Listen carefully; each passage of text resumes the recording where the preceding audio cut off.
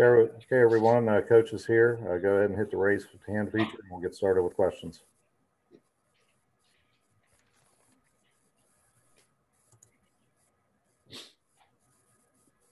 Greg Hunter, you're up first. So Bob, just general statements coming out of Wednesday. Again, you've had 48 hours to reflect on it. So what'd you see, you liked, you didn't like? Well, it's amazing that we actually had a chance to win the game. We gave up 60 points in the paint, which has never happened before in my career, I don't think. 23 lay-ins.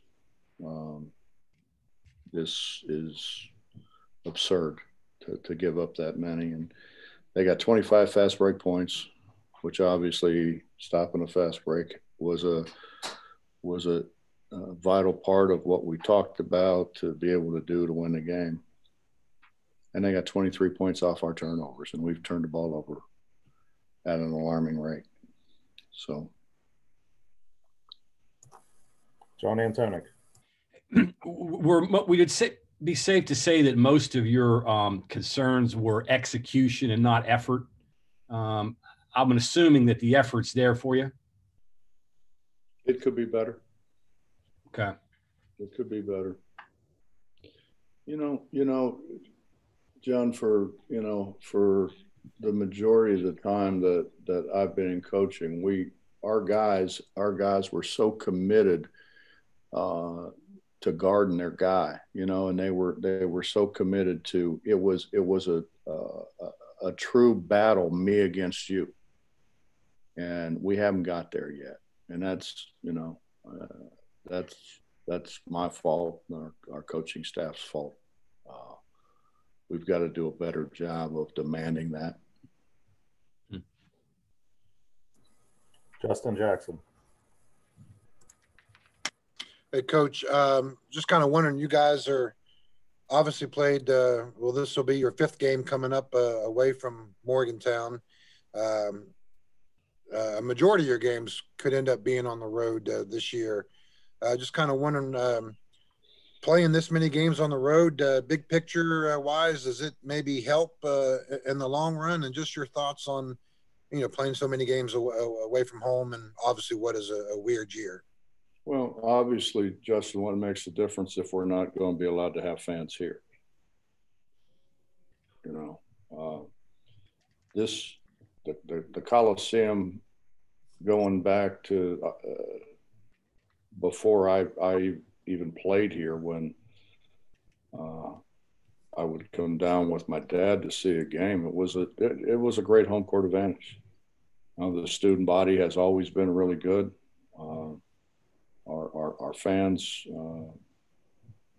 and I think it's grown. Our fan base has grown and grown and grown, and it's been great for our basketball program, but it's also been great for Morgantown. It's been great for the economy. And you put 14,000 people in here, and generally they stop and get a bite to eat, or a milkshake or something. And I mean, we miss that. I mean, and so I don't usually I want to play as many as I can play here so that our fans can see us play. But now it's kind of it doesn't matter really. So I guess in a sense, it makes more sense to play on the road in that way of thinking, I guess. Well, Justin, for years and years and years, I mean, we've talked about boosting the economy, and I mean, certainly that hasn't happened now. I think we pick and choose too much. And we were supposed to have 2,800 fans in there, and it's a 14,000 seat arena. And I mean, I know I'll get, there'll be people take shots at me saying, well, you really don't care about the virus, which is absolute BS, because I've done more, obviously, You know, you look at our guys. Our guys are playing because they've done the right thing. They've stayed home. They've done everything that's been asked of them and more. So that obviously isn't true. Charles Montgomery. Coach, you spoke highly of him after Wednesday night's game, but Isaiah Cottrell, you also said he was going to pick up playing time. And so moving forward with his time that he played Wednesday, do you think you've been able to maybe expedite that process of putting him in more earlier on this season? Well, I mean, it's all a situation thing. I mean, and Isaiah, we've got to play him because we've got to continue to help boost his confidence because he's very, very skilled. There's absolutely no question he's the most skilled of our bigs. You know, that being said, it's hard to take a guy who's averaging a double-double and set him down, which Derek is. So, you know, Derek has been, I don't know, I haven't seen everybody, but I got to think he's been one of the better players in our league, if not the best player in our league. So, you know,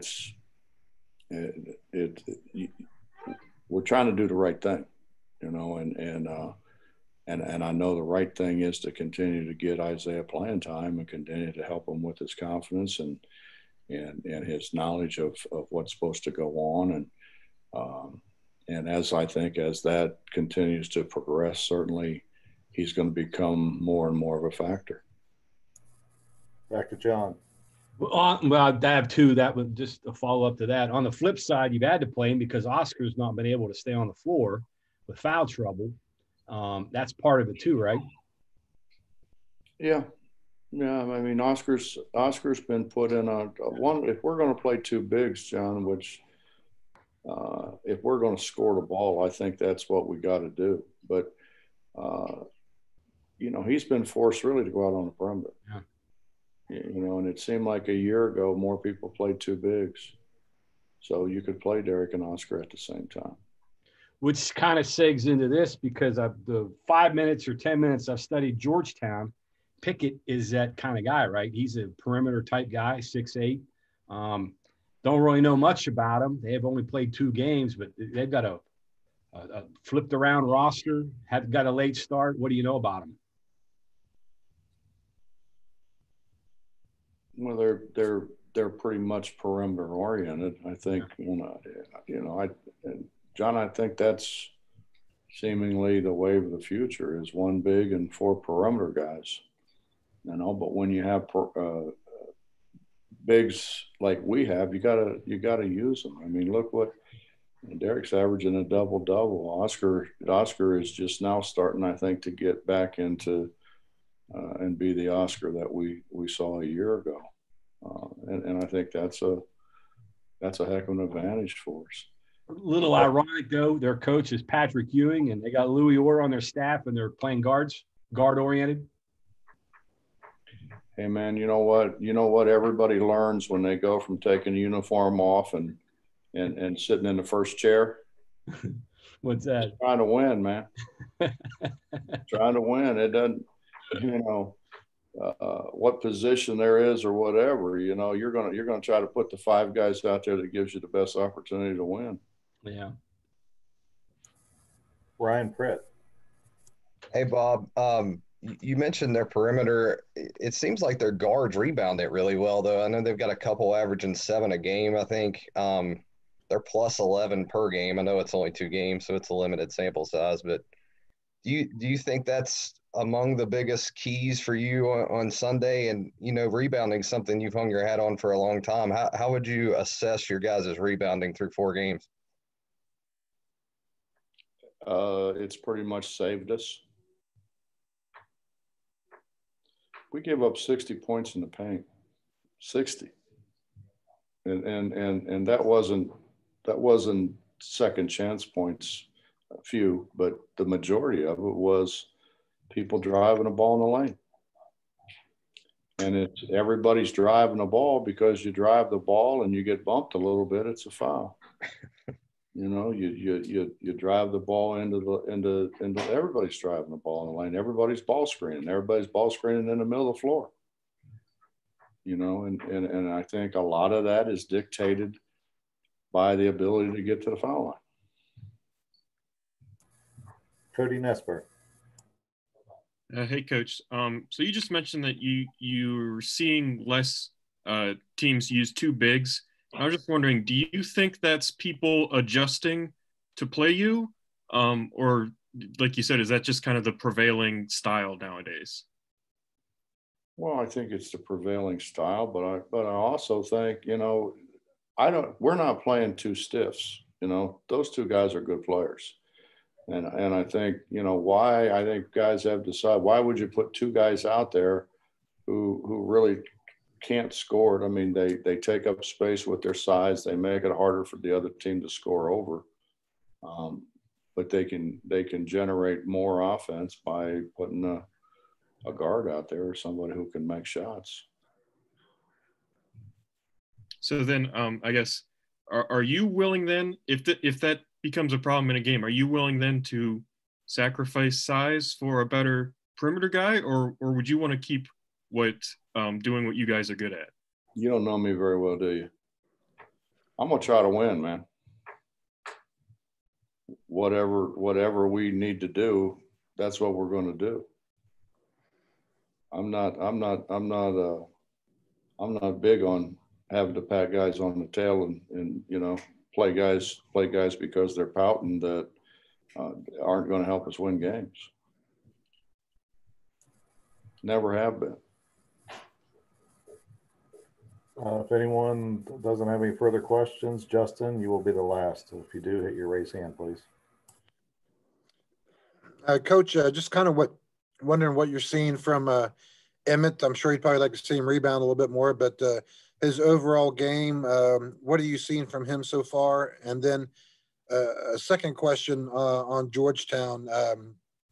But both teams are shooting right around 40% from the field. This looks like this could be like a really kind of a big defensive game. Just kind of wondering what you see in that facet as well. Well, let me address the second one first. I think part of our problem, Justin, is that we haven't passed the ball very well. You look at how many times we've turned the ball over. We've turned the ball over at an alarming rate. I'll give you a stat here. If I can find it.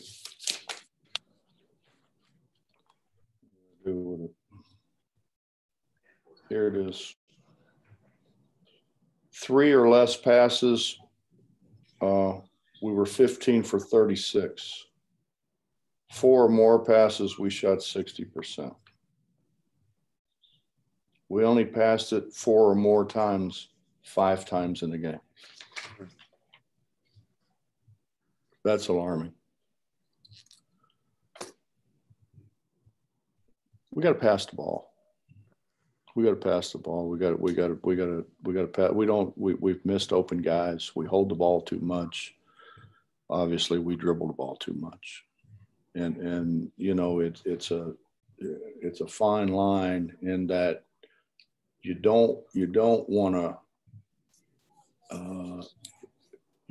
to destroy their confidence, you know, in what they can do, but at the same time, they've got to do what it takes to win games, and they've been told pass the ball more. They're going to pass the ball, or they're going to be in a position not to have the ball, so they can't pass. So we won't have to worry about them passing it. And your first question, Justin, was? Well, Emmett, just what you're seeing there. I'm sure you'd probably like to see him rebound the ball a little bit better, but does he need to be a little bit more aggressive offensively as well? It's hard to be aggressive when you don't get the ball. Yeah. And I mean, you look at Derek's numbers, and primarily Derek's scoring off the offensive glass. We're not throwing it to Derek as much as we need to throw it to Derek. We're not throwing it to Oscar as much as we need to throw it to Oscar. and primarily the passes that each one of them are receiving is from the other one. It's from the other big, yeah. So, you know, I mean, think about what I just said, though. I mean, what you look at our shots, and again, 36 field goal attempts, 3 passes or less. That's not good offense. I mean, particularly when you're not making the shots. Yeah. So we've got to get that part taken care of. I mean, I think everybody realizes we have the ability to be a really good team. But in saying that, I mean, we got to do what's right and do what's productive. Greg Hunter, you're up. And Cody, back to your question, I mean, that's the whole thing. I mean, you're going to play people who are productive. And obviously you don't play people who aren't, you know. My dad told me a long time ago, you know, I sat on the bench a little bit here when I was a sophomore, and my dad called me and he said, what are you doing? I said, what do you mean, what am I doing? He said, well, you're sitting on the bench. I said, yeah. I started giving an excuse. You know what he said to me? Hey, boy, if you want to play more, play better. The better you play, the more you're going to play. It's really pretty simple. He said that and hung up. And that's a reality. I mean, you know, we're not going to play bad players. Hey, Bob, in terms of Sean McNeil, he hasn't really found a rhythm yet. Do you still think that that's there? What are you talking to Sean about? Well, I think some of it's mechanics. I think some of it is they're guarding him pretty good, and I you know, he's taken some forced shots. He's frustrated. He's frustrated because he said, you know, I make them in practice and I can't make them in the game. Well, you know, we've got to get him better shots. And I think if we get him better shots and he makes shots early, I think he'll make shots. But, you know, mechanically, he's got some things that he started doing that are not things that he has done before. So we got to get that straightened out. But it wouldn't take very long because he hadn't done them that much. It hasn't been done enough to become a habit. John Antonic. Yeah, last thing for me, and it's along those lines, is the poor passing. Maybe is that a product of Sean's difficulties because of the poor passing? They're not getting him the ball in the right areas where he can shoot it, that type of thing? Well, if your TV, I mean, shows the whole screen thing, you can see when we bring the ball down the floor, we've got guys standing open and we continue to dribble. Gotcha. You know, I don't think it's that kind of problem. I think it's a problem. We don't deliver the ball. We don't deliver the ball on time. We don't deliver the ball in an area where he can shoot it. You know, a lot of somebody being a good shooter is getting a good pass. Yeah. You know, if you got to field it off your knees, you know, it's tough. Anytime you have to turn your hands over, it's a tough shot. It's really a tough shot. And if your bigs have to turn your hands over, ordinarily they just knock it down. They don't catch it. They knock it down. It's kind of like, John, when you were a little kid, you know, and the first time you went out there to play pitch and catch with your dad or your uncle or your neighbor or whatever, you didn't, if they threw you a low ball, you bent your knees and tried to catch it like a catcher would so you could keep your glove turned up. You didn't want. I was two hopping him to my dad and had to chase him down the street all the way across the highway. Well, it's because you kept turning if you turned your glove under, you probably didn't catch it. Yeah. That's generally what happens. And it's the same with what we're talking about. I mean, though where you're going to catch it with your hands up, not turn your hands over. And we throw too many balls that, you know, if they were pitchers, they'd be throwing a lot of them in the dirt. Who would you say your best passers? Gabe and maybe Derek? Who are your best passers right now out on the floor? Well, the thing about Derek, if you don't catch it, it'll probably hurt you. Yeah, it's coming hot. Yeah, it's coming hot. Yeah. So I'm not sure you would characterize that as a good passer.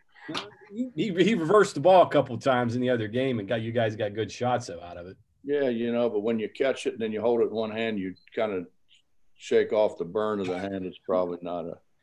So gay, Ben. No, it's probably not a real good deal. It's. I'm surprised we haven't stoved a thumb or two yet trying to field his passes. But. So gay, Ben. Yeah, Gabe's become a shooter. If you haven't noticed. Yeah, he's become a shooter now. So we're just. When we put time in, man, we've been on a toss back. We've done a lot of stuff. It hadn't helped it to this point, but it will. Yeah. Thanks. Yep.